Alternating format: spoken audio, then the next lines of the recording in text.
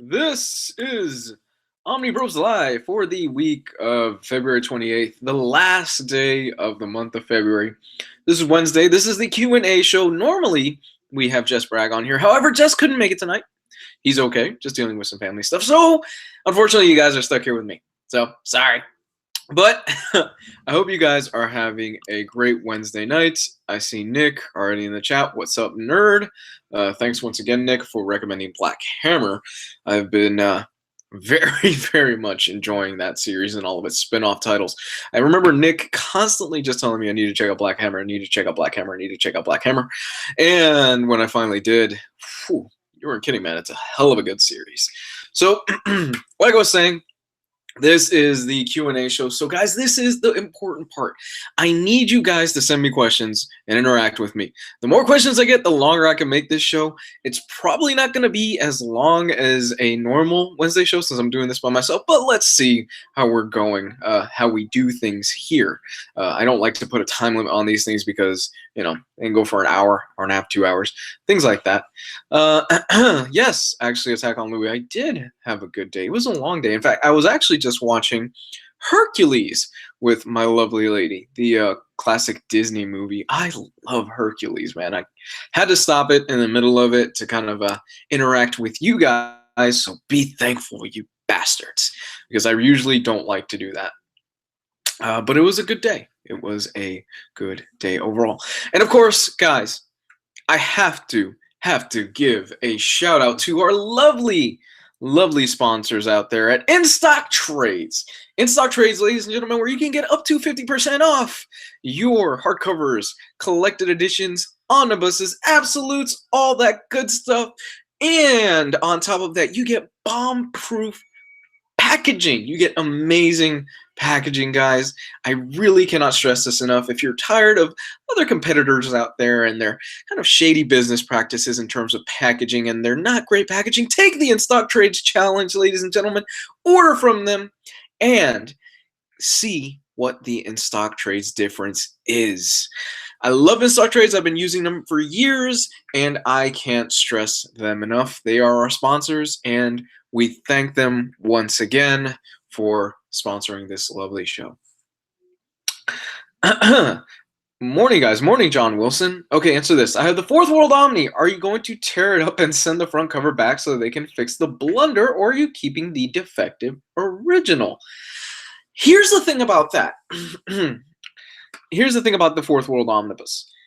I don't have it because, like most of you, as most of you are aware, I've gone about halfway digital, so I really didn't order it. And the thing with that is, I personally am not, even if I did have it, I don't think I would go through all the hassle of just returning it because if I'm not mistaken, the Fourth World Omnibus has like a blunder of like 1 or 2 pages. And just because of 1 or 2 pages, it really wouldn't bother me. And if I'm not mistaken, again, they've sent out digital copies of those 1 or 2 pages. So for me, missing out on 1 or 2 pages isn't really worth the hassle of me having to send the book in, having for them to return a book to me, and plus it just kind of messes with, you know, with my time and I'm not that patient of a person in terms of things like that. So I'm not going to bother with that, honestly. It's too much of a pain in the ass for me to go and do that, you know? Omnipool says, I got my haul today from In-Stock Trades and I'm still picking up peanut from my carpet. They do. They package it incredibly well. A lot of peanut foam. So many, you know, here's the thing. I've gotten packages from In-Stock Trades and I've used the peanut stuff and all the packaging that they use on stuff that I've sold in the group. So you can also recycle using their stuff. I'm going to wait for the defective Fourth World Omni sales in the Facebook group. That's actually not a bad idea. If you are part of the Omnibus Collectors Facebook group, those things, chances are a lot of people are going to be getting rid of them or they won't want them or something like that. And some people will just, yeah, I'm just going to order another one when the new printing comes out. And, you know, you might find it for cheap just because of the fact that there's only, again, my understanding of it, granted I haven't looked too much into it, is that there's only really 1 or 2 pages of it that are missing out of the book. That's the big defect of it. If I'm wrong, please absolutely somebody correct me in the chat and we'll go from there. So, like I said, I was watching the Hercules with my lovely girl, and I just remember how fucking great of a film it is. Just so many classic songs inside of it, and I really started thinking, what are some of my favorite Disney classic films from when I was growing up? I mean, just some of the ones that even today, when I watch them, it takes me back to a younger time period, a simpler time period, if you will. And Hercules is really up there. It's funny, it's got great music. And then I kept thinking, well, there's Aladdin. Aladdin's fantastic. And then you've got Pixar with their first Toy Story film. Toy Story was the one that put Pixar on the map. This was do or die for Pixar. They were a small animation team and they put out Toy Story and it blew up into what you see today. David Codd says, I hold on to all the boxes, gray foam things for shipping to you as all. To you all. The Peanuts, on the other hand, that just seems to multiply. Jungle Book. Oh my goodness. Yeah. Here's the thing. I've never seen the original Jungle Book film. I've never seen it to completion. I've seen about halfway through it. I did like the remake that they put out probably about 1.5 to 2 years ago, and it was done by Jon Favreau, who's doing the remake of one of my favorite childhood films, since we're talking about that right now, The Lion King. So I'm super excited about what they're going to do with The Lion King. I know that Donald Glover, if I'm not mistaken, is playing an older version of Simba, so I'm really looking forward to that. And they're redoing Aladdin as well. Not looking forward to that as much. I'm a bit hesitant on it, especially with Big Willie, Will Smith. He's the one who's going to be playing the genie. And the thing with the genie is that he's such an iconic and classic character of the Disney staple that I just can't see anybody else other than Will Smith, oh my goodness, than Robin Williams portraying that. Because what a lot of people don't realize is with the genie, Robin Williams, they put him in a recording booth and he ad-libbed a lot of those lines, and the animators went with that. If you remember the opening sequence where you have the trader, where he's going through all of the stuff on his table and everything like that, they actually just had, in the making of the film, just a whole bunch of stuff laying on the table, and then they said, all right, Robin, just go. And they started recording him as he just ad-libbed all of these different lines and all the things that he saw on the table, and that was the opening sequence of Aladdin. Pretty crazy. The Aladdin, Lion King, Toy Story trifecta is still my top 10 of all time by David Codd. I agree. Lewis, you're missing out on so much. The remake is a joke. I didn't mind the remake. I thought it was actually really good. Some of the songs did feel like they were a bit shoehorned in there. It kind of felt like, well, we've got this song, so we kind of just have to kind of plug it in there because it's iconic and everybody knows it. So that's one of the things that I really didn't care for. But overall, I did enjoy the remake of that. Danny DeVito is a real-life genie. I agree with the genie comment. That is Robin Williams' defining role for most people. It really is. To a lot of kids, my generation, when they think Aladdin, the first thing that they think is genie. He's iconic, just the manic way that he acts and things like that. And when I think Will Smith, I really don't get a sense of that that unpredictability, that just all over the place, that manicness, that sharpness. I don't get that sense from the character of from Will Smith, and I'm really curious to see if they're going to go with that route, or if they're going to try to imitate that, or if they're going to go a completely different route and kind of try to ground him a little bit more. I hope they don't, because really, yeah, it's such a damn shame that Robin Williams died, not only because of the fact that he died, but he was so talented, and you can tell that you could tell that had he been around today, the first thing Disney would have done and Jon Favreau would have done is they would have come back and to Robin Williams and they said, look, we're doing a live action Aladdin. Please, please, please come back and reprise your role. No way would they have asked Will Smith, or they would have recasted him. It's kind of like Mufasa, the character of Mufasa. James Earl Jones is actually coming back to reprise his role for the live-action adaptation of The Lion King. That voice, Mufasa's voice, is iconic, and they know that. So that's part of the reason why they're bringing back James Earl Jones, and I'm super happy about that. So it kind of shows a level of respect and a level of understanding of the fan base. The Fresh Prince, jeez. So off the top of my head, I'm also thinking about Mulan. I'm thinking about a few other of the classic ones. Throw me a few of them in the chat while I talk about some of the stuff that I've been reading this week. This week I've continued my reading of Kill or Be Killed by Ed Brubaker. Fantastic series, continues to be really, really good. Read issues up to issue 8 as of this moment, and I'm really digging this a lot. I don't necessarily know where it's going to go. It keeps twisting and turning. And I really like that. I like the unpredictability of it. Ed Brubaker, I was reading an interview, actually said that this is going to be his longest series to date. For those of you that haven't read Kill or Be Killed, the essential premise of the series is that you have the character of this guy. He's just some normal schlub. He's kind of a push-around guy. And all of a sudden, one night, he tries to commit suicide. He wakes up and he's not dead. However, he soon discovers that this demon has kind of spared his life. And the demon says, look, I spared your life. Here's the deal.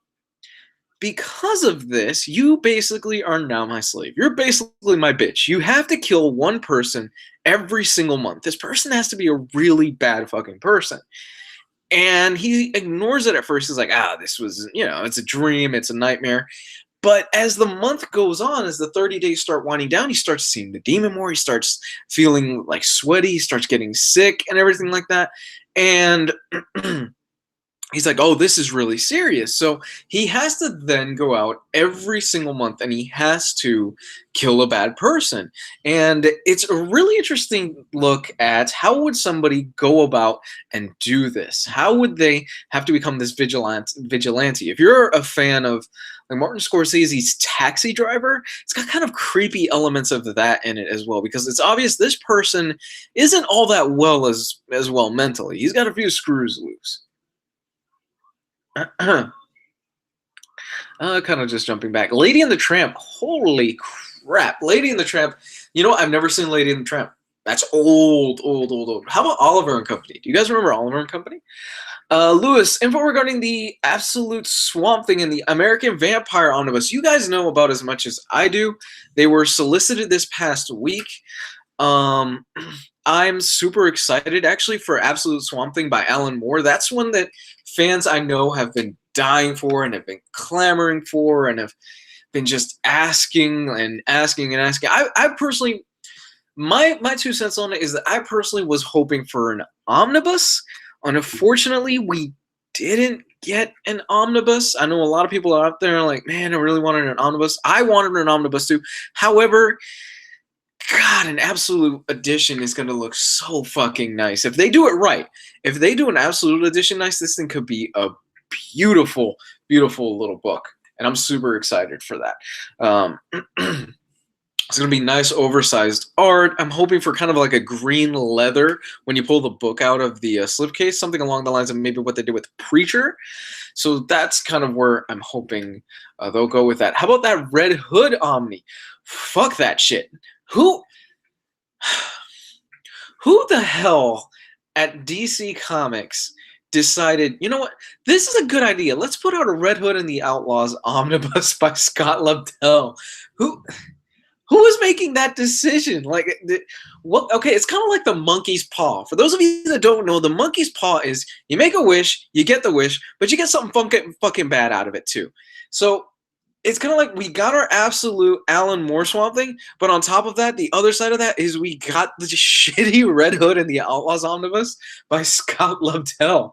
What the hell? And the Deathstroke Omnibus from New 52, a notoriously bad run. What are they think out of all the things they could be printing, out of every single fucking thing DC Comics out there can reprint and put in an absolute or an omnibus format, they choose these 2 books. They could have easily done Fables. They could have easily started collecting Hellblazer in an omnibus format or something along those.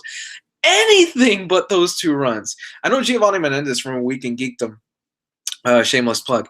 He really, really was stressing that he wanted an Aquaman omnibus, and with the film coming out, you would think we would actually get a decent-sized Aquaman omnibus or an oversized hardcover. No fucking love for Aquaman. He's getting like a best of issue and like a best of comic that has like 5 issues inside of it and like one small hardcover or something. Some bullshit like that or something ridiculous. It's absolutely ridiculous. Oh my god, it frustrates me a lot.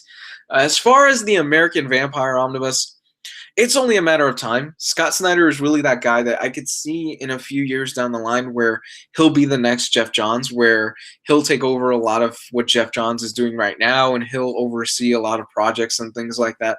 And he'll write like a few things here and there, but he's really going to become that guy where he's gotten a mainstream appeal. He's not Grant Morrison. He's nowhere near the level of Grant Morrison, and he doesn't have Grant Morrison's body of work. He's not even close.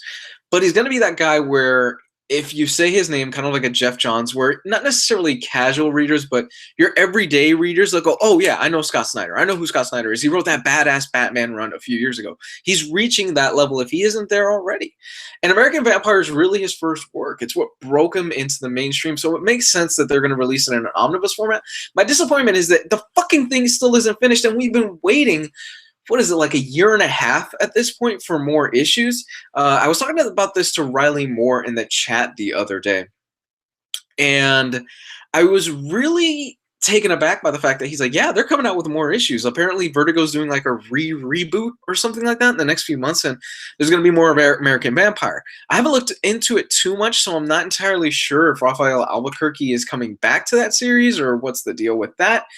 But hey, you know what? More American Vampire, more love. I don't think they finished second cycle. I know I didn't. I stopped around issue 9, if I remember correctly, of second cycle.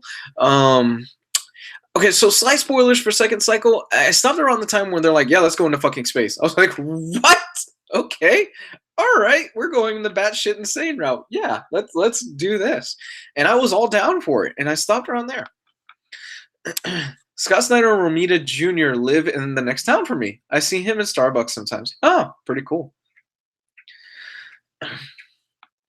I want them to reprint the Death and Return of Superman omnibus. That's one I'm kind of surprised that they haven't reprinted, since it's such an iconic run, especially if you're a kid from the 90s and the 80s. You remember the Death and Return of Superman. It was a big fucking deal. It was in the news. It was in the newspaper. Everybody's freaking out like, oh my God, holy shit, they killed Superman. Unfortunately, it also broke Death in comics as well, because once they brought him back, it's like, oh, well, you know, Death is kind of meaningless in comics. I can only assume they check for mentions online, but not what those mentions were actually saying. I don't know. Jess swears that the new not the new 52. Jess swears that the Red Hood and the Outlaws reprint, no, not reprint, that the rebirth from Red Hood and the Outlaws is actually a really decent series. I personally have not read the new 52 Red Hood and the Outlaws series. I read a little bit of it and I was like, this is trash. And I haven't read the reboot series by Scott Lobdell, which Jess says is really good. And I won't read it because out of principle, I refuse to. I don't know. Although I've heard it's really good, so I probably should just give it a shot. Lewis, have you watched Shape of Water? I have not watched Shape of Water. I've heard it's really good, and it's Del Toro's first big win, if I'm not mistaken. I think he got Best Director at the Golden Globes. Is he gonna take Best Director at the Oscars this weekend? Hell no. No, there's no way in hell Del Toro is going to take best director at Oscars this weekend. And I'll tell you what's going to get it, despite the fact that I can't fucking stand this movie and I thought it was boring as hell. I think it's going to go to Lady Bird. I think it's going to go to the woman that wrote the Lady Bird. I can't even fucking remember what the director's name is. I personally wasn't a fan of the film. I thought it was boring. I didn't care about some girl and her sad little life in the middle of Bumfuckistan or wherever she lived. It did nothing for me. Maybe that's just where I'm at as a person. I'm kind of a cynical and jaded asshole. But it put me to sleep. I tried watching Lady Bird. I tried watching it twice. I tried watching this thing fucking twice. I got halfway through the first time. I'm like, yeah, this is not for me, and I fell asleep. And then I tried watching it again the next day. I was like, maybe if I'm more awake, or maybe if I have like 12 cups of coffee in me or something like that. Went to sleep right away about 5 minutes into it. I could not get into it, but I know for a fact it's the type of film that it's an Oscar baiting movie, and it's going to clean house this weekend at the Oscars. It just is. It's either going to be that or Matt Miranda, you're in the chat. What's the one that you tell me I always have to watch, that I have to watch? Billboards out of like Ewing. I can't remember the name of it. I know Woody Harrelson is in it. I know that's going to probably do really well. I'm hoping for Florida Project for that to do really well this weekend, simply because of the fact that I think it does need to be recognized a little bit more. I grew up in the area. I grew up near those hotels. I have friends that grew up in those hotels. And all the shit you see in that film, it's true, and it's way worse. People think of Kissimmee in Orlando as, oh, it's got Disney, it's this magical place. The fact of the matter is, a lot of the areas near Kissimmee and Orlando are really rough, and they're full of a lot of homeless people, and they're full of a lot of people that they're living in hotels because they can't afford to live anywhere else. I think they did a few years ago, it's probably like 5 years ago, they did a news story, and they did a poll, and they did research, and they noticed that over about 40 to 50% of the kids in Kissimmee were homeless. They were living out of hotels, out of cars. That's how bad it is. Any chance for a Priest Black Panther omnibus? I think if we're ever going to get a Priest Black Panther omnibus, that's probably going to be within the next 1 to 2 years. We know most of the solicitations, if I'm not mistaken, for this year.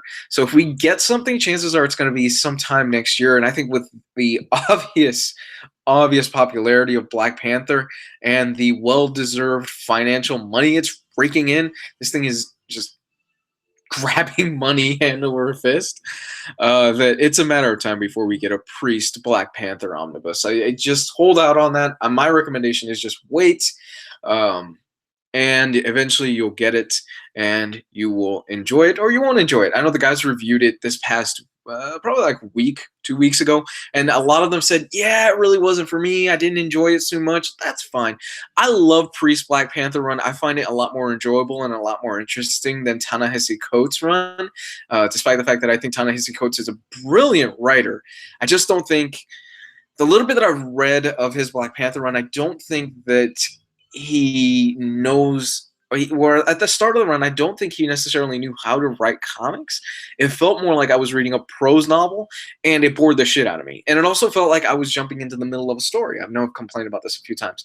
It felt like I was jumping in the middle of the story, and it felt like, okay, I have no fucking clue what's going on here. I'm completely lost, rather than just starting fresh. And that was kind of a big detractor for me.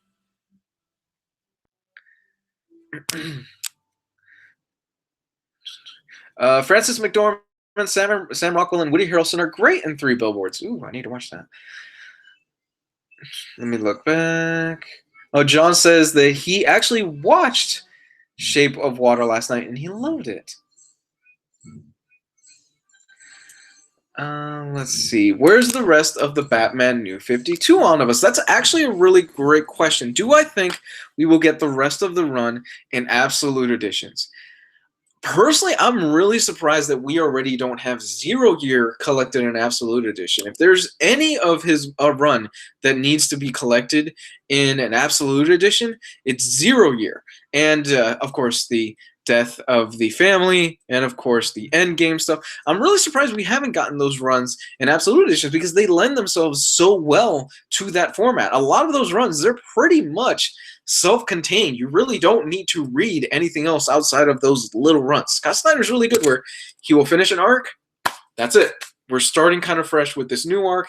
Yes, a few things will carry over from the previous arc, but not necessarily so much. So his stuff kind of lends itself perfectly to that absolute omnibus format.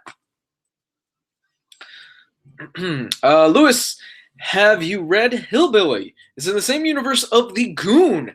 You know, I have not read Hillbilly. Honestly, until you mentioned that, and I saw that in the chat the other day, Sledge, I didn't even know that Hillbilly was set in the Goon universe. I still haven't finished the Goon. I don't know how the series ends.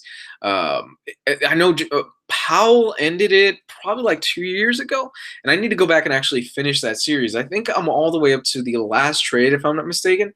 I'm not necessarily even sure if he stuck the landing or not, because I haven't looked into it too much, which is probably something that I should sit down tonight and look into. I should probably read that. But I'm catching up literally right now, probably like on a year and a half worth of books. Like I've already caught up on Deadly Class. I've started my reread of 20th Century Boys, which I have been dying to do a reread of 20th Century Boys. And oh my god, so fucking good. 20th Century Boys is fantastic. I forgot how great that series is. I'm still reading Kill or Be Killed, like I've already mentioned. I'm going to start reread Williams' Ironheart series. I'm going to catch up with Batman by Tom King. I'm really looking forward to reading War of Jokes and Riddles. God, that series, I've heard so many great things, so I'm excited for that. Am I planning on getting anything next week? No, not really anything right now, guys. I'm in a process right now where I'm downsizing a lot of things, and I'm getting my finances in order. You know, as you get older, you know, I sound like an old man right now. As you get older, you try to start budgeting your life a little bit more, trying to start finding ways around having to have so many things in your house and having to spend so much unnecessary money and things like that. And that's kind of where I'm at right now, where I'm budgeting more. There's that word again. Somebody in the comment section is going to go, God damn it, why are you shoving budgeting down our throats again, you evil Philistine? I'm budgeting a lot more, and I'm getting my money in order, which is something that I probably should have done years ago. And that's where I'm at. So I'm not really spending as much as I used to on books. No absolute Wildcats. No, hell no. Wait till kids come along. Not for a while. Not for a while for me, pal. I want kids, just not necessarily anytime soon, and definitely not right now. How is it that we have Clone Saga, one of the most convoluted and hated events ever, and not a second Ultimate Spider-Man Omnibus? That's a very good question. How is it that we have Clone Saga, a book that, if I remember correctly, is already on the Marvel chopping block? Like, it was on the discount list a few months ago, and we still have no Ultimate Spider-Man Volume 2. I don't know. I really don't know. Who knows how and why Marvel makes the decisions that it makes in terms of their omnibus reprints and in terms of the omnibuses that they choose to make. You would think Ultimate Spider-Man Omnibus Volume 2 would be a no-brainer, considering how great and how popular that series is and how popular of a name Bendis is. Yes, Bendis is at DC Comics, but I can't imagine that Marvel is going to hold a grudge against him. I mean, the guy wrote for Marvel for, Jesus, what are we closing in on? About 20 years at this point? He was writing at Marvel? He was writing at Marvel for a while. He was there since the early 2000s. Let's see. Jeremy Fedor. Now you're all digital. What's your hope / possibility of DC rolling a digital service out? I think it's only a matter of time. I personally see, look, the writing is on the wall at this point. Yes, you are always going to have your brick and mortar shops. Yes, you're going to have the guys out there that they love the Wednesday Trek. There's something special about that Wednesday Trek. I've talked about this before. There's something special about Wednesday is always New Comic Book Day. And in college, when I was in college a few years ago, I looked forward to Wednesdays because of that. I would get out of my class. I remember I had like an 8 o'clock class or something like that. That went till 9 o'clock. Then I chilled in my dorm for a little bit. And then at 10 o'clock, I would shoot over to my local comic shop before my next class, like around 12. I'd pick up my books and I'd head back and I'd probably read the top 1 or 2 before my first class. Sometimes I would take it into class and just, like, as the professor's lecturing or something like that, I would start reading it and then close it right when he started. And I just have fond memories of going into my local comic shop, talking to them and talking to all the people that were there and asking them, hey, what are you picking up this week? What do you recommend? What do you think is good? What do you think is not good? That's an experience that you really can't replicate. And that's the major drawback of the digital market. That's the drawback, because comics as a whole is kind of a solitary thing, unless you have friends that are really into them. And for a lot of Wednesday readers, they go to the shop, and that's really their kind of outlet. That's their way of talking to them. And I really think that the future of comic books is unfortunately digital. And I think I can see the future of comics being, all right, here's a subscription service. $12 a month, $15 a month, whatever it is. Marvel puts out the new books Wednesday at 10 a.m. There you go. You get them. Or if Marvel wants to kind of save the comic book shops, the brick and mortar shops, they could go, okay, well, you can get your comic books at your shop one Wednesday, and then the next Wednesday you get last week's book on our digital service. That way, those guys that they want to be kind of a little bit of ahead of the curve, they could go in there Wednesday, they could pick up their shop. And the guys that want to go digital, fuck it, I could wait it a week. I could read my digital comics the next week. I see that being the future of this, and I see DC Comics eventually embracing this future. And I see DC Comics looking at what Marvel Unlimited is and seeing what Marvel Unlimited has done and taking notes from Marvel Unlimited and going, okay, well, this worked. Marvel Unlimited worked this way. Let's see how our digital service can work. I think it's only a matter of time, and I'm honestly surprised DC really hasn't taken the dive on that. I'm really surprised that they haven't decided, you know what, let's roll out our digital service. Hell, everybody's fucking doing it. Everybody's got their own digital service. Everybody's got their own streaming service. We're getting to the point where I'm almost going to be paying. I'm not there yet. Almost going to be paying as much as I would be for fucking cable with all of these digital services that I have. I have Hulu. I have Crunchyroll. I have HBO. I have what else do I fucking have? Amazon.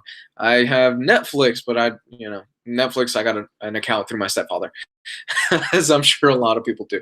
But we're paying so much for all these digital services, it's really only a matter of time that everybody wants a pie of it. Everybody wants a piece of the pie. Everybody wants to have their own digital service. Everybody wants to have their own Netflix. The Netflix of comics could be DC. It could be Marvel. Marvel Unlimited is good, but the thing is that you're 6 months behind. You were 6 months behind on comics. And I could see Marvel rolling out a subscription service that's separate from Marvel Unlimited, or even upping the price of Marvel Unlimited and going, okay, so you've got your basic Marvel Unlimited, whatever it is, $10 a month, you get your comics 6 months behind. Now, if you want your comics, let's say a week after they come out, kick us a few extra bucks, $15. $15 a month. You get all of the Marvel comics that came out, but they're just a week behind of what's in the stores. Well, yeah, digital books are available for free if you search. That's how you read your manga and stuff like that. But I'm not necessarily endorsing piracy. I'm not endorsing torrents here. I wouldn't do that here on a live stream. Let's see. I can do digital music, movies, and TV. I have to have physical books, and that's fine. That's perfectly fine. There are a lot of people out there that they like physical books. I mean, some people feel that we stare at computer screens all fucking day. A lot of our jobs are to stare at computer screens all day. We look at our phones all day. We look at computers all day. It's unavoidable at this point. It's in our faces. And I'm guilty of it too. I'm going to sound like a pretentious douche in a minute. It kind of scared me a little bit because as I was walking by to my bank the other day, I passed by a Starbucks and there was nobody interacting. There's nobody talking to each other. Everybody was just staring at their phones or staring at the laptops and stuff like that. And if you ever get a chance, go to a public place. Just sit down and actually watch people. Actually sit down and watch people as they're mindlessly walking around, staring at these screens and mindlessly just not really interacting with each other. And it's not like it's 100% or anything like that, but it does kind of freak me out a little bit. It kind of makes me think, where the hell are we going as a society? But I'm kind of a weird person like that. But yeah, kind of getting back on track. There's a lot of people out there that they prefer the feel of something. They prefer actually something tactile, actually knowing you own something. Because realistically, when you have a digital copy of something, you kind of do and kind of don't own it. And what I mean by that is, Amazon is not going anywhere. But like, Lord forbid, Amazon or Kindle or something like that, like 50 years down the road, it's obviously not going anywhere. It goes under. What's going to happen to the books that I own? What's going to happen to all my digital stuff? Am I going to be able to keep that? Am I going to download it to a hard drive? What happens to that hard drive if it fails? Things like that. And you really don't have necessarily those problems with a physical copy of a book. So.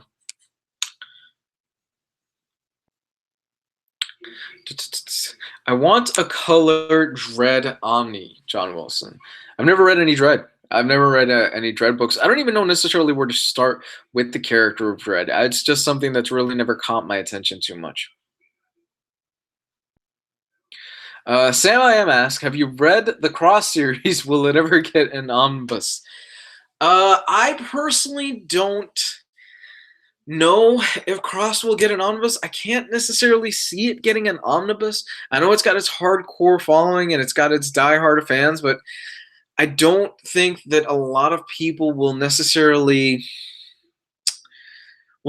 go out of their way to purchase a Cross omnibus. So it's kind of a gamble as a company to put that out, because it could just be something where a year down the road it's just going to be in the discount bin.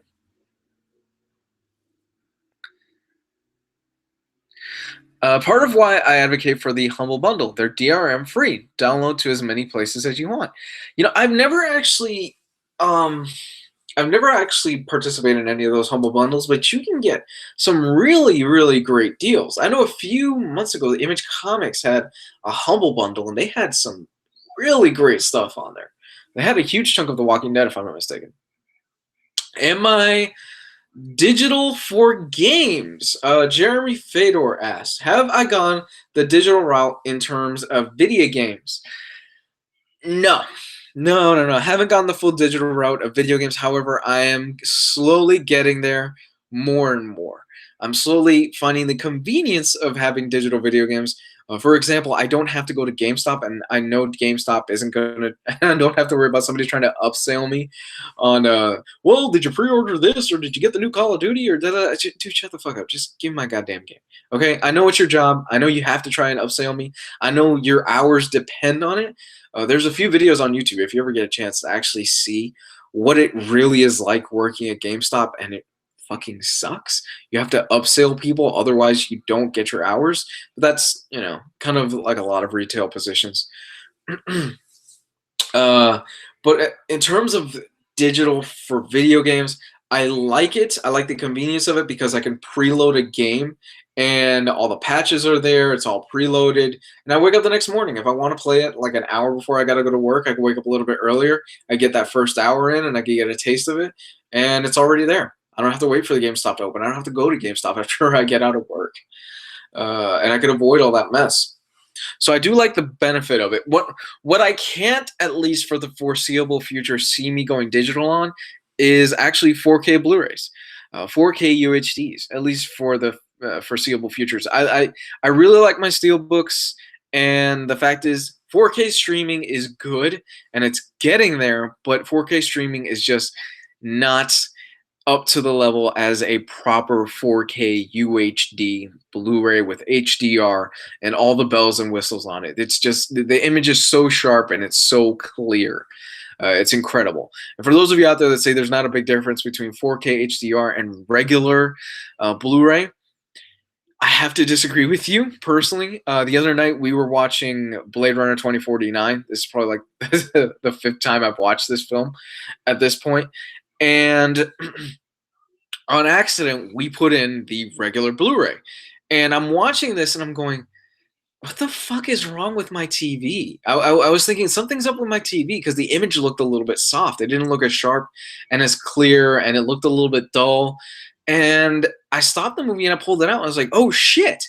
I instantly realized this is the regular Blu-ray. This isn't the 4K HDR version. So there is a difference. There really is a difference. And look, I have really bad vision. I have like terrible fucking vision. It's really bad. And for me to notice that when I wasn't even looking for it, that's a big deal. So there is a huge leap in quality there. There's going to be some guys out there that are going to say, no, there's not really a big leap in quality. Da, da, da, da. I fucking notice it. And there is a leap in quality in terms of the use of HDR and non-HDR things. Once you go 4K HDR, you really can't fucking go back. You can't. Especially if you pony up and you get yourself a really good TV set. You don't necessarily have to get an OLED or a QLED. For whatever you do, don't get QLED. QLED is trash. You don't have to necessarily go all the way out and get an OLED, but you can find a pretty decent sized, if I'm not mistaken, a B7 for about, you can find a B7 OLED, if I'm not mistaken, for about 1,500 in that ballpark, and it won't necessarily break the bank. Yes, it is a bit pricey, but you'll still get an OLED, which is king of kings right now in terms of TV. If you're going to watch films, if you're going to play video games, you kind of have to be a little bit careful with that, because the issue with OLED TVs right now in terms of video games is that they're having a burn-in issue, and burn-ins are not covered under the warranty of LG. So if you get a 4K HDR OLED TV and you're like, oh shit, I'm playing, let's say, Fallout, and I get burn-in, which is that the image is actually stuck on the screen and you can't really get it off, they won't cover it. They refuse to cover burn-in. So you kind of taking a risk with OLED. The upside of OLED is you're getting a phenomenal picture. You're getting an incredible picture if you have the room for it. If you have a room that's properly set up for it, where there's really no light necessarily coming into it, and it's really nice and dark, you are going to get a beautiful looking picture. If not, and you want a game, then I recommend you go with an LED LCD 4K HDR. Make sure, full array, local dimming, that whole spiel, and make sure it has HDR and HDMI 2.0, and la, la, la, la. We can get into all the specifics and all that junk, and I'm sure I'm going to be boring a lot of people in the chat if I get into that. But that's my recommendation for that. Even Blu-ray differs if you have a port TV. I have a great LG LED HD TV. My mate has a cheap store brand HD TV, and he was blown away with the difference. It really is. There really is a difference. GameStop has the devil. How do you feel Brian K. Vaughan doing the script of the Silver Surfer movie? I'm interested. I'm cautiously optimistic with it. I think Brian K. Vaughan is a great writer. I've fallen off of kind of the saga hype wagon over the past few months and over the past year. It hasn't really been doing anything for me necessarily, and at times it kind of felt a little bit too preachy for my taste, and a lot of things felt a little bit too shoehorned. It didn't feel natural.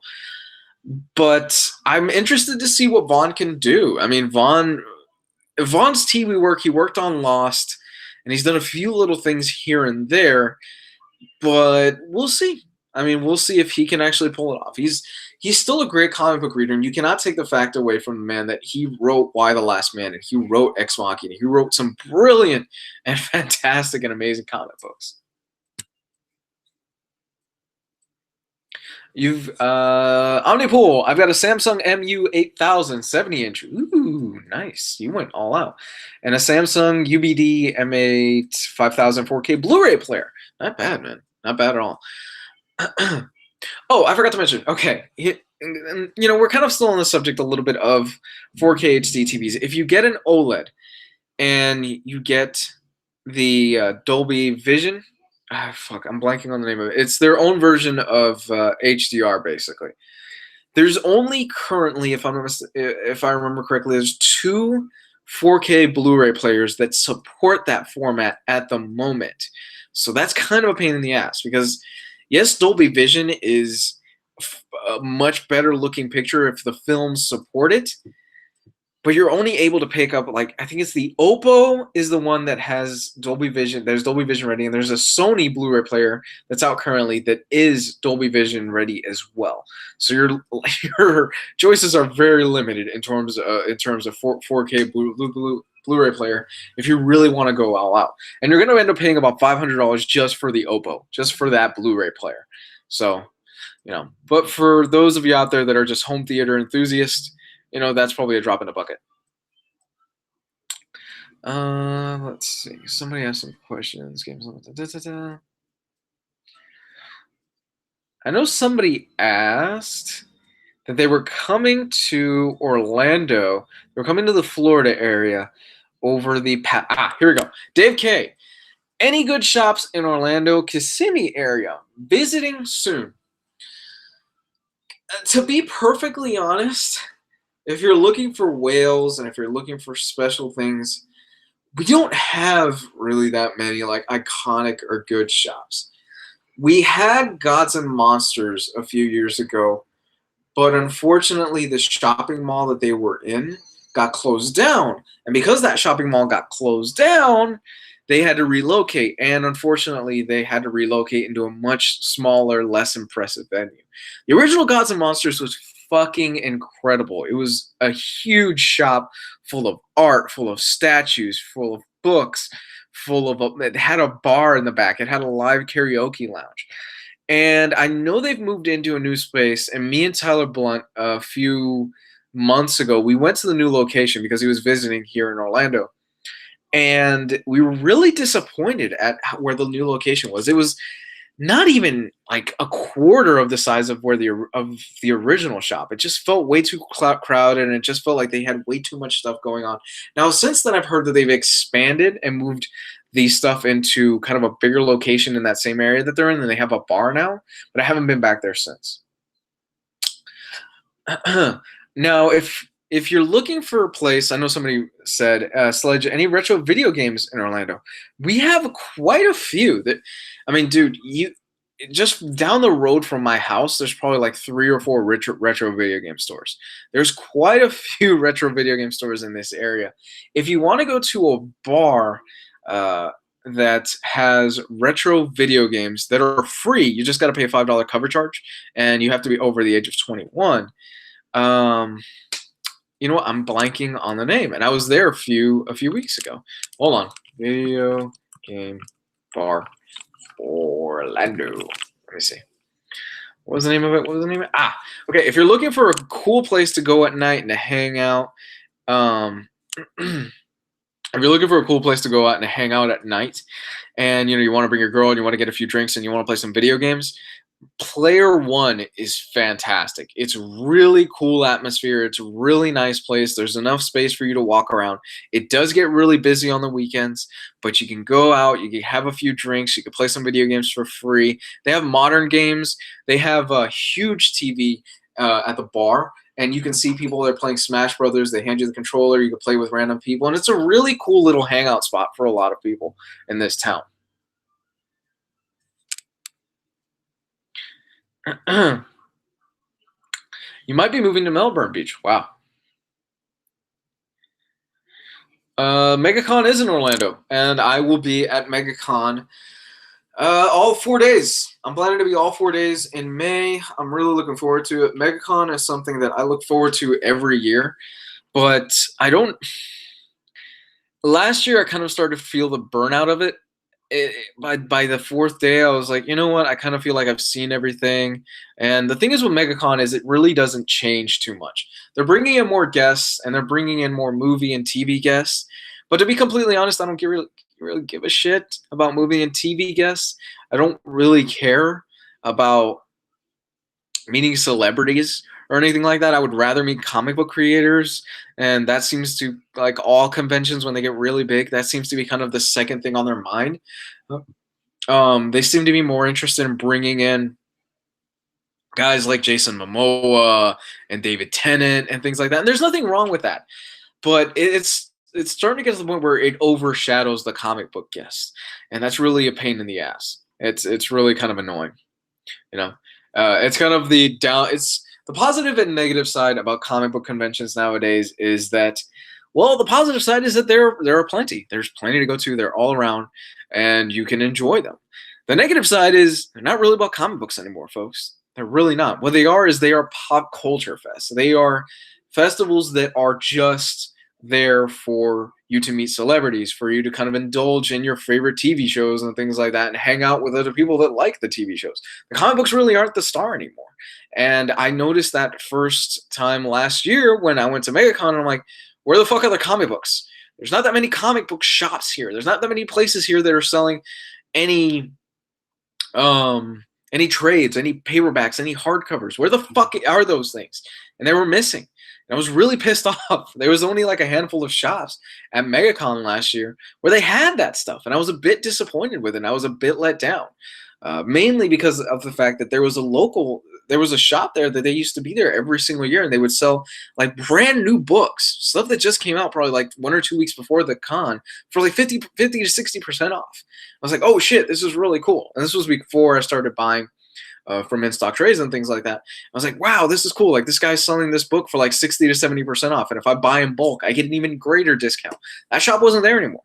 And that's kind of indicative of what's happening.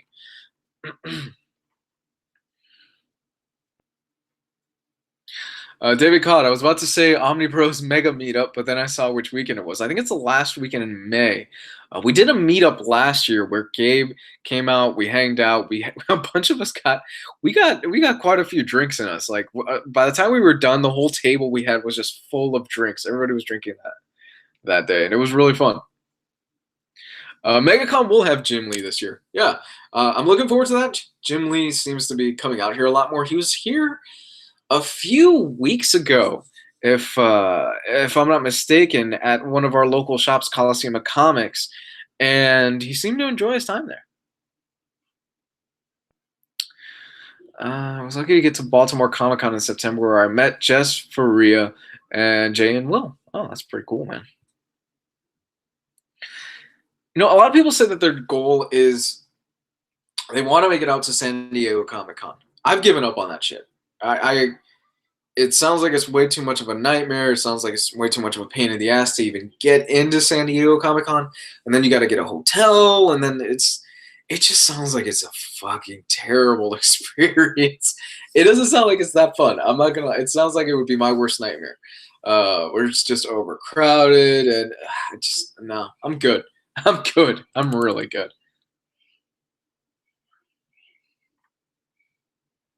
I want to party with Gabe. I'm a lightweight, so I doubt I can keep pace with him. Gabe can hold his liquor. Man, I saw that dude drink like a fucking fish that night that we were having drinks. He can hold his liquor really, really well.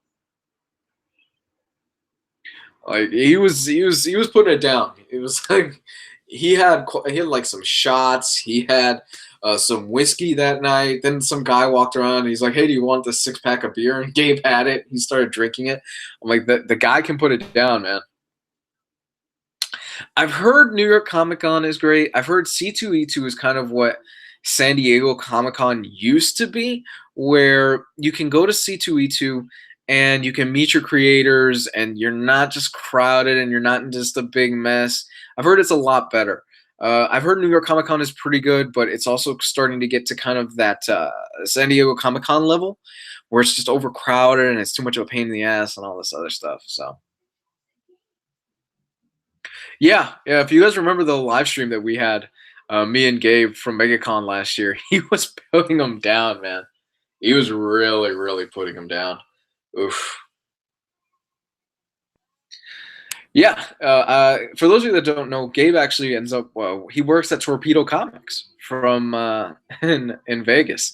And the owner of Torpedo Comics is actually the drummer from System of a Down. So pretty crazy stuff. So Gabe knows the drummer from System of a Down. And he says he's actually met all the people from there. So he says they're really cool people.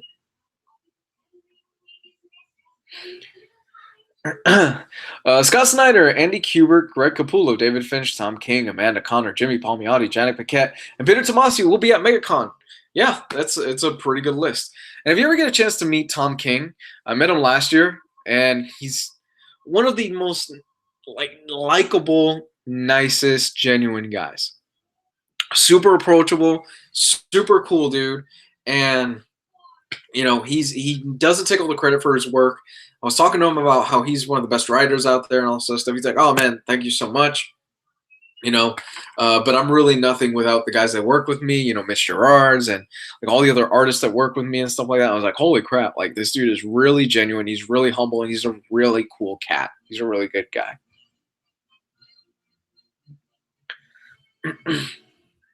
the pic of you and Gabe where Nick said it looked like father and son. This was, I don't even know where that picture is anymore. Gabe probably has it. But we took a picture right before Gabe left MegaCon, and so many people gave us shit for it in the group, saying it looks like Gabe is hanging out with his son because I'm bald like Gabe, and I'm only 5'7", 5'8", so I'm kind of a short guy. I'm not that tall, and Gabe is like 6'1", 6'2", so he towers above me. Oh man, we got so much shit for that.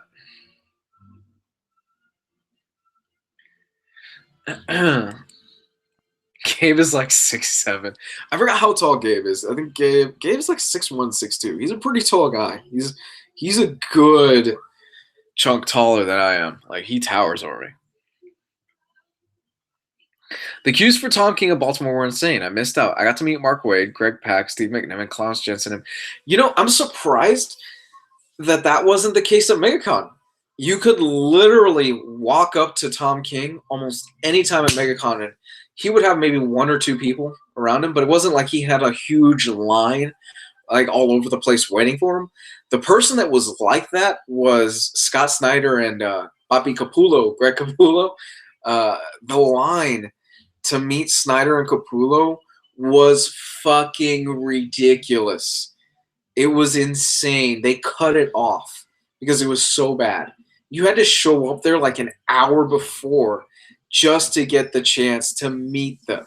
It was nuts. They had their own time. Okay, so it felt like, you know, when you go to Disneyland and there's a scheduled time where you can meet Mickey Mouse, and if you don't meet Mickey Mouse at 2 o'clock, you're fucked. It felt like that. You had to wait in an hour-long line at, I think it started at 2, so you had to show up at 1 o'clock, and then they were only there for like an hour. And everybody that was in that line, before they cut it off, they got to meet them. Otherwise, it would just get really out of hand.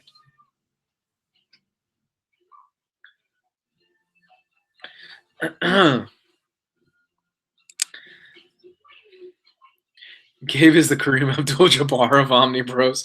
I think Gabe, who's the shortest out of all? I want to say, I think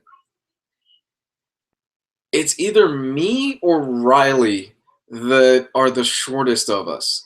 Because if I'm not mistaken, I think Jess is 6 feet as well. Gabe is the tallest, and Omar is somewhere in between us. And I think that it's either me or Riley. I think Riley might. I think I might be the shortest of the bunch. Capullo is the shit. I'd like to have a commission piece by him. Don't even care that the character. Capullo is the shit, man. Capullo is such a cool ass fucking dude. I met Capullo 2 years ago, actually at a con. He says, "Hey, do you go to the same barber as me? Because I shave my head 9 times out of 10, and I had my head shaved. He's like, man, I like the barber you go to, and he's somebody that you can actually sit down and just have a drink with.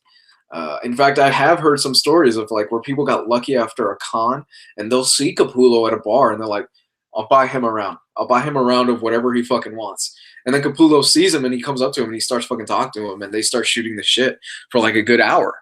He's just that kind of a guy. He's approachable. So, word of advice. Yeah, here's a word of advice. Okay. If you go to a convention, if you go there, you know, you're going to go and have a good time, you know, what you want to do is there's the one bar. There's the one bar that that a lot of the comic book guys go to after the convention is done to go get drinks. And typically they'll all go to the same bar, they'll meet up and they want to hang out and stuff like that. What you want to do is you want to go to that bar. Fuck the after parties. The after parties, 9 times out of 10, they're not that good. You want to hit up the local bars. Sometimes the bars and the hotels in the area, especially if you go to MegaCon, where it's in a hotel and the hotel has a bar, check those places out. You want to go there, and if you see a creator and you notice that they're drinking, go to the bartender and be like, dude, I will buy that guy around. And 9 times out of 10, it's a good icebreaker, and you get to sit down and you actually get to talk to a comic book creator. Because the problem is that when you are at a con, you can only get so much time before one of your favorite comic book creators, they come in, they get a line forming, or there's somebody behind them, and you're kind of rushing to like, oh man, I love your work, da da da da, and you get like 1 to 2 minutes of it. If you're lucky, you can catch these guys in bars. You buy them around, and you can sit down and actually have a genuine fucking conversation with them.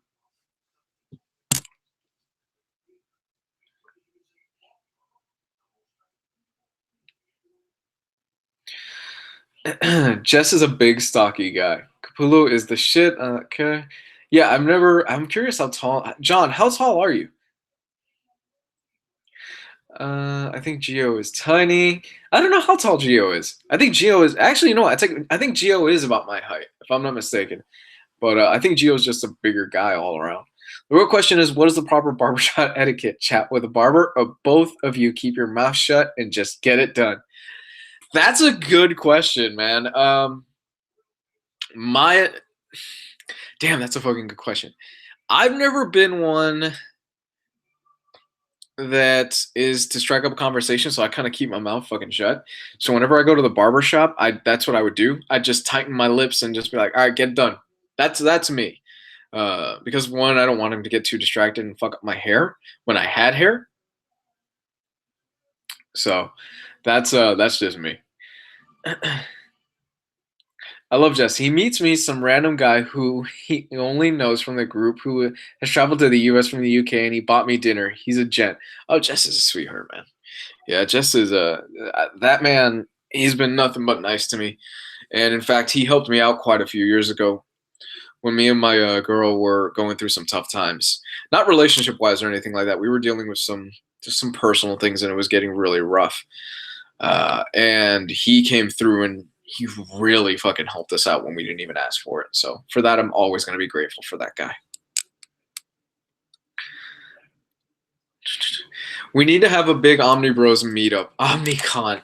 Oh man, that would be nice. That would be really nice. Maybe one day.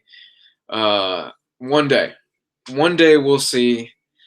And I would like to get a panel, but I don't think we have the audience quite yet to demand a panel. I think if we were to do a panel like at MegaCon or something like that, we'd probably only have like 3 or 4 people show up, and that'd be kind of disheartening a little bit. Maybe in the future, maybe sometime down the line in the future, we'll be able to kind of demand a panel or be asked to host a panel or something like that. I think it'd be pretty cool.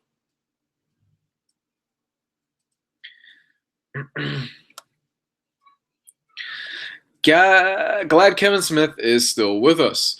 Yeah, so am I. I'm really happy for Kevin Smith. I hope this is because he just lost. Didn't he end up losing like close to 100 pounds over the past year? Like he dumped sugar and he ended up losing a ridiculous amount of weight, and he ended up having a heart attack. Poor guy, man.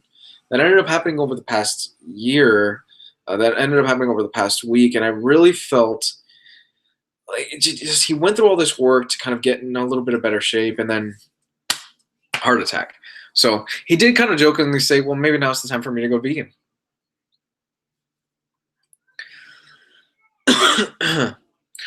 Just did steal loads of cigarettes from me, though. We sat outside the con smoking and chatting with 2 old buddies smoking. I didn't know Jess smoked until a few weeks ago when we talked about it. I was like, really, you smoke? I don't like smoking, just not really for me. I don't really judge anybody that smokes. I really don't care. It's just not really my taste. But I think he said he's trying to quit smoking right now, or he's trying to kick the habit. That's really hard. It's really, really difficult to kick the habit. Lewis, we almost lost Kevin Smith, but did you see Stan Lee Savage? Man, Stan Lee, that guy's having a real shitty couple of weeks. It just came out that like somebody stole like 1.5 million from him or something like that. And to that I say I don't care if somebody steals money from Stan Lee, because he was kind of a dick to a lot of people back in the day. With that said, I don't wish him death. He's gotten apparently he's been in and out of the hospital over the past few weeks because of pneumonia. And it sucks, man. It really sucks. But the guy's 95. Look, we have to accept the fact Stan Lee's not going to be with us for much longer. And, he's in and out of the hospital with a pneumonia. He died. he died. Oh my goodness, don't want to say that. He's been really sick. He's done with the con circuit. So honestly, I think it's just a matter of time. I think if not this year, by next year, we're probably going to end up losing Stanley. And he did kind of fuck over a lot of people in his time, but it's Stanley. The man he's a legend, Stan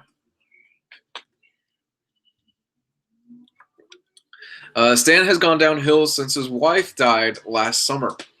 Yeah, and that's typically what happens. I think a few years ago I read statistics show that once the wife or the husband of somebody they've been together for a very long time, they die, that person's only typically got about 1 to 2 years left because they don't really want to keep going. And I'm not saying Stanley doesn't want to, but that's typically what happens. It's like, you know what? This person that I love that I've been with for 30 to 40 years is gone. I'm really bummed out about it. I don't really have too much left going for me. I've had a good run. And I'm just going to kind of, whatever happens, happens. And that happens a lot.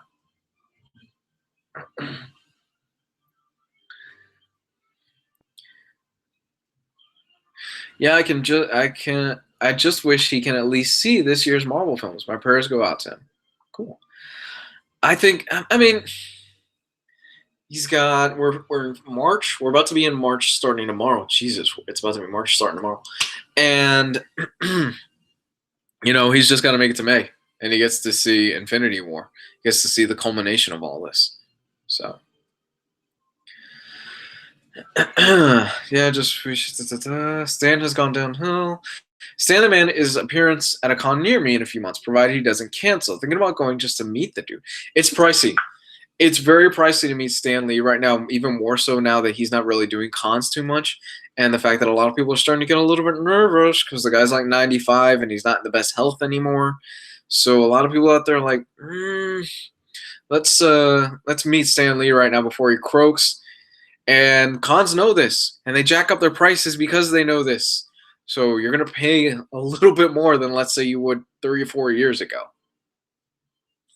By all means, I'm kind of a jerk. Don't let me take away your enjoyment from meeting Stanley. I personally have never met the guy simply because I don't really want to pay $120 or whatever it is just to have a 5-second handshake with the guy and then take a nice picture where I'm standing.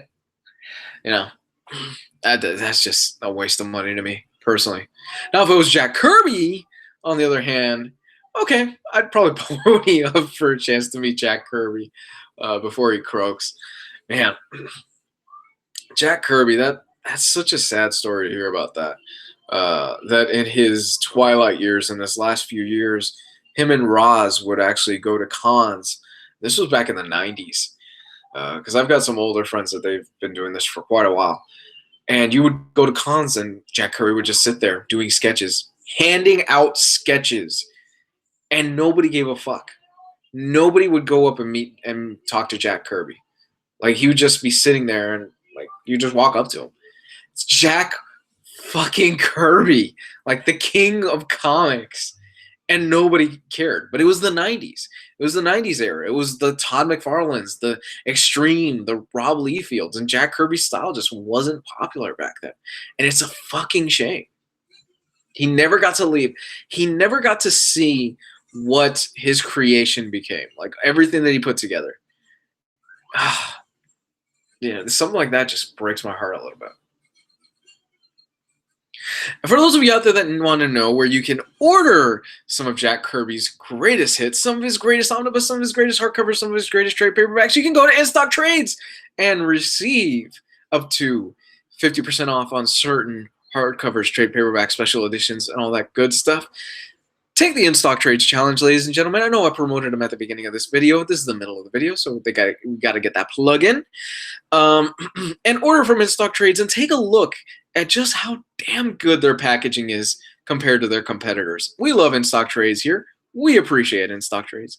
And I personally order from In Stock Trades whenever I decide to pick up a hardcover trade paperback or omnibus, because you really just can't beat the prices and the bomb-proof packaging and all that good stuff. I remember, Omnipool says, I remember when Jack Kirby passed away. That was when Image was huge in the 90s. I was addicted to Image comics when he passed. That was a lot of people. A lot of people during that time period, they were in the Image boom. They really loved Image comics. Everybody was obsessed with the Rob Liefelds, with the Jim Lees, with that extreme, huge, muscular style. And Jack Kirby just wasn't in style, you know? Certainly the older guys, they loved Jack Kirby. They enjoyed Jack Kirby. They dug everything that he did. And, they would appreciate him and they would meet him at cons. But the younger generation just did not care. They didn't care about him.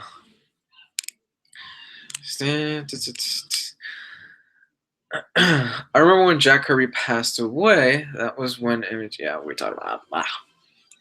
Kind of looking back over some of the topics.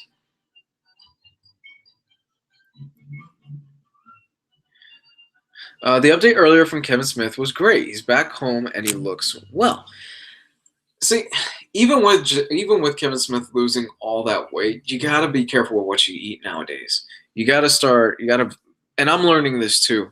You gotta get your veggies in, you gotta get your fruits in, and things like that. I'm trying to eat a little bit better myself. It's difficult. It's really fucking difficult to eat healthier, especially when it's cheaper to eat crap. It's cheaper to spend $1 and you get a cheeseburger or something like that, and especially with all the shit that's pumped into animals and antibiotics and stuff like that, and growth hormone, all the stuff that you can get into in terms of buying your food and things like that. It's expensive to shop at Whole Foods, folks. It's pretty expensive to shop at Whole Foods, and it's pretty expensive to shop and eat healthily out there. So, a vegetarian here dropped 30 pounds in a month. Good job, man. Shit. Wow. That's a lot of weight to drop in a month. Yeah. My girl tried the vegan kick for a while. She was doing really well with it. She was on it for about like a month and a half, and she kind of fell off of it. But she really dug it, and I had some of the food she made, and it wasn't that bad. But veganism is not for me. I think if I were to ever go that route, I would go more paleo. If I'm correct, I think paleo is more just fish, potatoes, veggies, like just that. If I were to ever go that route, I think I could do fish. I love fish. I could eat as much fish as I want. I'm absolutely obsessed with it if you cook it right. I love it. But I could never go raw vegetarian or raw vegan. I couldn't do that. That is not for me.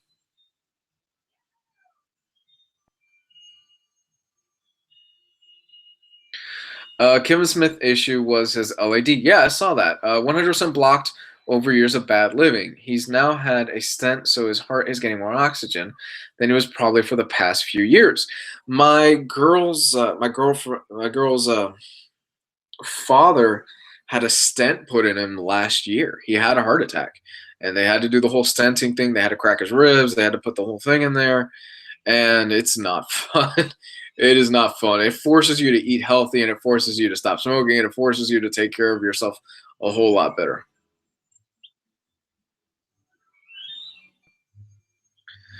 I need to drop some pounds. Been meaning to go do some jujitsu, but keep pussing out. Matt, come on, man. The hardest, the most difficult thing is to get on the fucking mat. Honestly, Matt, wow, jeez. The most difficult thing is to get out there, get on the mat, and get a gi, and that's the hardest part, man. Once you start doing it, you'll enjoy it. You'll have a good time. I haven't been practicing jujitsu in months, mostly because of the fact that I can't afford it right now. It's really pricey and it's really costly, and I can't afford to spend the money on it. At the moment, we're kind of cutting back on expenses and things like that. But I really want to get back on it, and it's so much fun. And jiu-jitsu really is, it's really, you start it as a hobby, and then it quickly becomes a lifestyle where you're thinking about it at work and you're like, man, I can't wait to get on the mat today. I can't wait to roll today. I can't wait to actually hang out and meet my friends on the mat and try new moves and actually do live drilling and rolling with somebody. For those of you that aren't familiar with Brazilian Jiu-Jitsu, the term rolling is when you actually do live drilling and when you actually try out things and you go 5 minutes against a person. And basically what Jiu-Jitsu is that you are put against somebody. Brazilian Jiu-Jitsu, when you roll, you're put against somebody, and it's kind of a game. And in that game, you are fighting for your life. And when somebody chokes you out, or you tap out, or you submit, you are basically admitting, yes, you could have killed me in this situation. That's what the tap is. So 9 times out of 10, the problem that I see a lot of guys that they say, man, I really want to go to the jiu-jitsu gym, but I don't know about it. And it's that, man, I'm kind of intimidated. That's what a lot of people say. I'm just really intimidated by it. You know, I think I'm going to be surrounded by lunkheads or these guys that are like super douchebags and things like that. And you do get those guys. You do get the assholes there. I'm not going to lie and say you don't. You do get them in jiu-jitsu gyms all across the country and all across the world. But what most of them are, 9 times out of 10, are nerds. They are computer engineers. They are sound technicians. They are guys that work in communication fields. They work at hospitals. They're doctors and things like that. They are fucking nerds. That's what a lot of these guys are. And they are some of the most nicest people. There's something about it that unless you actually do it, you don't know what it is. Where you roll with somebody, they might tap you out, they might choke you out, and then you shake hands afterwards. You talk to them. You might go grab a drink, or you might go grab something to eat afterwards, and then you come back the next day and you do it all over again. There's really a brotherhood and a bonding experience in that.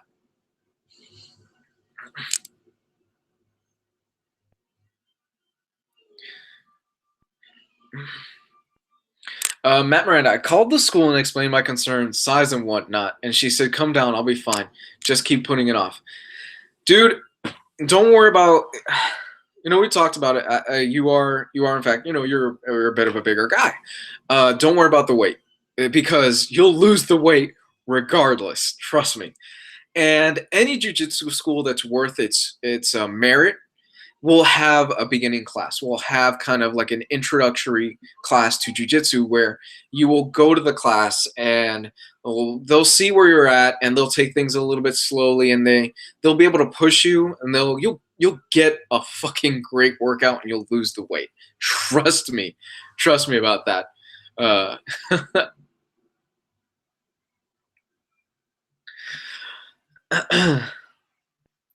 My wallet thinks BJJ is intimidating. Yeah, it's pricey.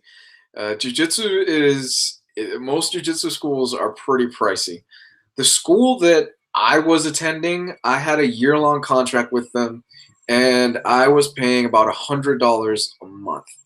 But the thing is, with my contract, I can go as many times as I want, and they had in the morning, there was an 11 o'clock class, which was a beginning class, then a 12 o'clock class, which was a more advanced class.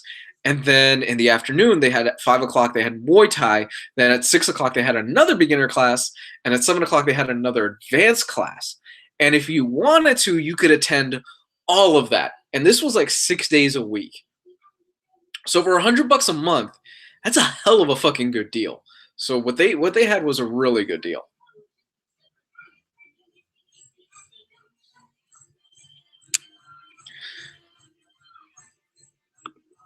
Has it died or is it my connection? I think I'm coming in clear. I hope I'm coming in clear. I hope so. If not, then that's a problem. Permanent white belt status for me. Dude, I'm telling you, man. I'm telling you, just get out on the mat. That's really it. You get out on the mat and you will see how you will want to change your lifestyle in terms of what you eat, what you drink, and all this other stuff. It really does change you because you want to get better. You want to get better at it, and you'll lose weight. You'll lose weight just by going there. Trust me. And the thing is, the belt. The belt thing, yes, it's important because it shows where you are in terms of skill. But just by you showing up there and putting on a belt, just by you showing up, you've already done more than 90% of the rest of the population out there. Where 90% of the rest of the population is like, yeah, fuck it, I'm not gonna go to the gym, I'm not gonna work out, I'm just gonna go home. I'm too tired, or they make up excuses and things like that. Uh, just by showing up, you're doing more than a lot of people. So, in fact, Joe Rogan over the past week, he had this guest on the Joe Rogan podcast. I've kind of said that I'm not a fan of Joe Rogan as a comedian, but I love his podcast. And I forgot the cat's name that he had over the week. It's this guy where if you get a chance, listen to the podcast where he says that my biggest thing was myself. The guest that he had on, he was 300 pounds, he was over shape, but his goal was, I want to be able to do the most pull-ups in the world, and I want to join the Navy SEALs and all this stuff. And that was his dedication. And then basically his motivation was, I needed to get the inner bitch out of me.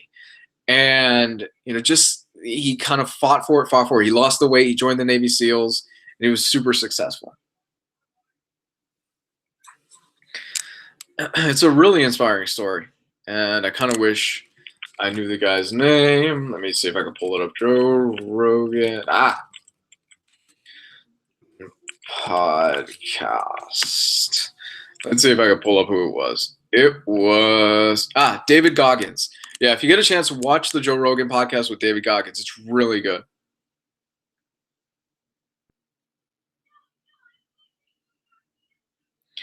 I know Joey Diaz lost a bunch of weight doing jiu-jitsu. Yeah, Joey Diaz needed to lose a bunch of weight. He was huge, and he had a lot of smoking issues and a lot of health problems.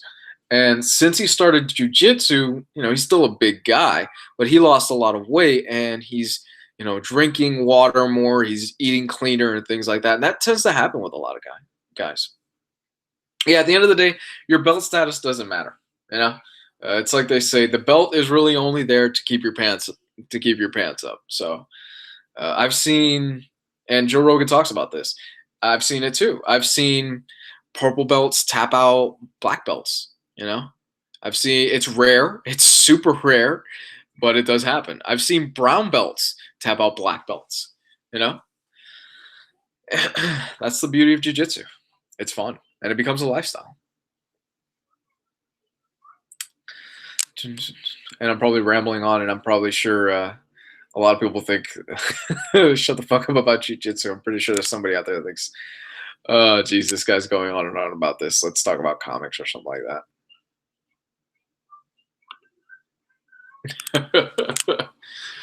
But hey, nobody's really giving me any questions in the chat, so I'm going to go on for about another 5 minutes. We've been going on for about an hour and a half at this point, or we're close to it, so I'm going to give you guys about another 5 minutes before I got to get going. And get out of here. So if we don't have too many more questions.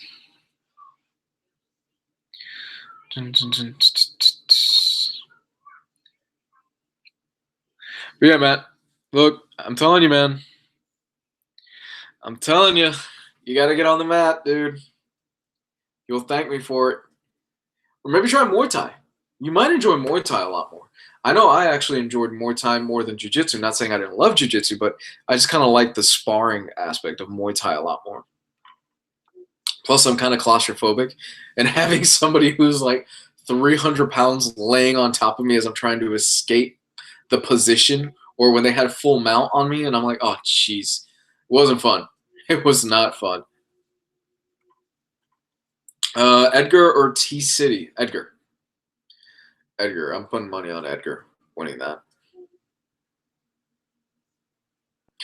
Have I tried Comixology Unlimited? I have. I canceled it. It wasn't for me. I wasn't too impressed with it, to be honest, especially with Marvel Unlimited and so many other things. I would feel uncomfortable with the blinds open like that at night. Neighbors might be peeking. I don't care. First off, I live on the second floor. Secondly, there's only woods behind me. That's all there is back there.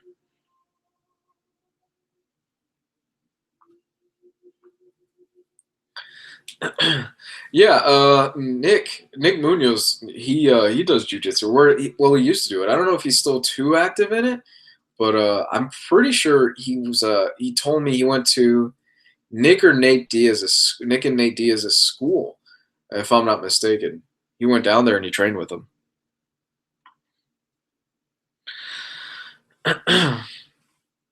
Yeah, so I'm not too worried. I'm on the second floor and there's really only woods back there, so I really don't have anything too bad going on back there. Oh, Nick trains at Gracie Barra. Gracie Barra. Okay, cool. Yeah, I need to get back into it. I miss it. I definitely miss it. I just don't have the finances right now or too much free time to actually go back into it. One of the drawbacks of it is that it starts at 6 and it's about a 40-minute to 30-minute drive to the school for me with traffic. And to get out there, it's a pain. It's a real big pain. By the time I come home, it's almost 8 o'clock at night. Then I got to cook dinner. And then by the time I look at it, it's 10 o'clock at night. And I'm like, oh, great. I got to go back to bed. And I got to work in the morning. It's the only drawback for me personally. If I was a lot closer, I would be there almost every day. But, that's the downside.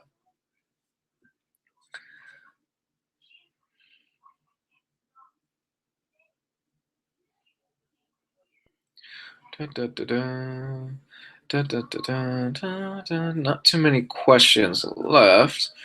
If I don't get anything soon, I'm going to give it another 2 minutes. I'm just going to go ahead and call this one. Am I still teaching? Yeah, I'm still teaching at another school. I enjoy what I do. I like what I do. But I am starting to feel the teacher burnout. I'm starting to really feel the teacher burnout. Bless the people that have the heart to do this for 20 plus years. I don't have that. It takes a very special person to be able to want to teach for 20 plus years. I enjoy teaching, but I'm at the point in my life where I can also see this being me ready for the next phase in my life. I don't necessarily know what that phase is at the moment or what it is that I'm going to do next or what it is that, whatever life has in store for me. But I can feel it that as a person, as a group of people, I think every person I think has after a while that feeling of like, yeah, there's something else out there for me. I need to take the next step or the next plunge, and I'm not necessarily sure what it is, and I'm kind of waiting for it. But I'm also at a point where I'm just like, I just got to make a move, and I gotta figure out what I'm gonna do next, and that's kind of where I'm at right now. I'm almost 30. I'm approaching the big 30, so that probably has something to do with it. But I don't teaching for the next 20 to 30 years. No, not for me. Not for me. I'm gonna give it at least another 1 to 2 years, maybe, and see what happens. But not for me. Sledge asks, must eat places in Orlando.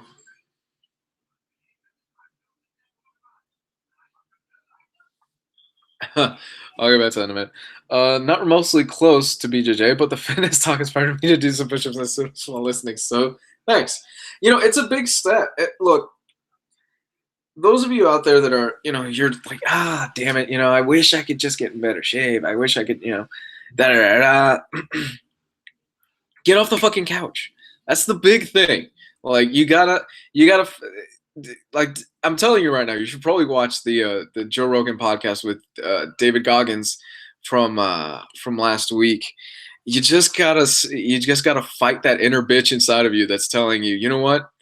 I don't want to do this. I don't want to work out or anything like that. No, just put on your tennis shoes. Go for a walk at the very least, and make it a habit. It's discipline. 90% of it is discipline. There are days where I don't want to go to the gym. And look, I'm not saying I'm the epitome of physical health or anything like that, because I'm not. I'm just an average guy. But if I didn't go to the gym at all, I'd probably be 300, 400 pounds. I'm at least in control of my weight. I'm at a point where I'm at least at that point. It's just a matter of getting your shoes on and actually doing it. getting out there and fucking doing the work.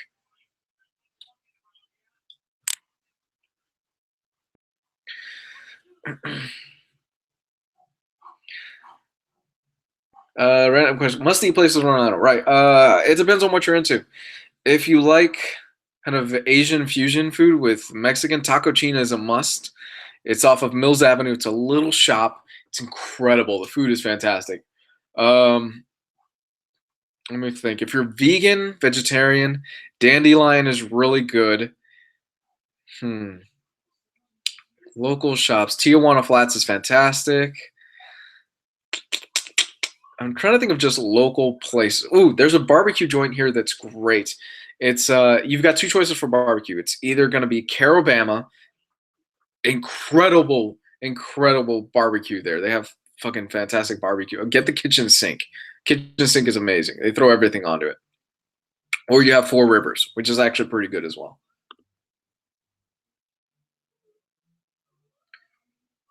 You've got plenty of time to find a new path. This is John Wilson.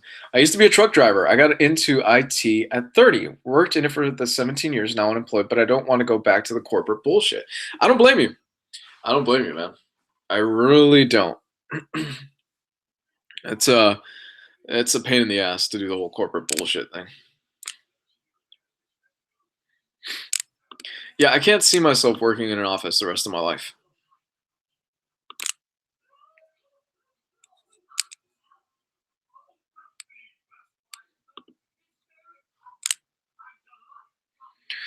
Yeah, so I think I'm going to go ahead and end this live stream. This has been fun, guys. Thank you so much. Again, guys, if you want to order maybe a hardcover, a trade paperback, an omnibus, Mother's Day is coming up. It's in May, a few months away. You know what I mean. And you want to get your mom maybe something a little bit nice. You want to give her a little bit of a comic or something like that. The place to do so is In Stock Trades, ladies and gentlemen. InStockTrades.com, where you can get up to 50% off, and maybe even a little bit more with their loyalty discount on your hardcovers, trade paperbacks, special editions, omnibuses, absolute editions, all that good stuff. Guys, please take the In Stock Trades challenge. Like I've already said, order from them, and you will see just the difference alone in their packaging.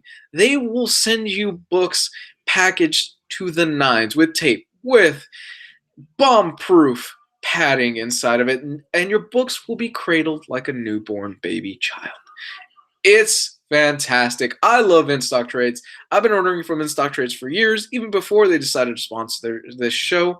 You guys, you owe it to yourself. Come on, don't order from those other guys.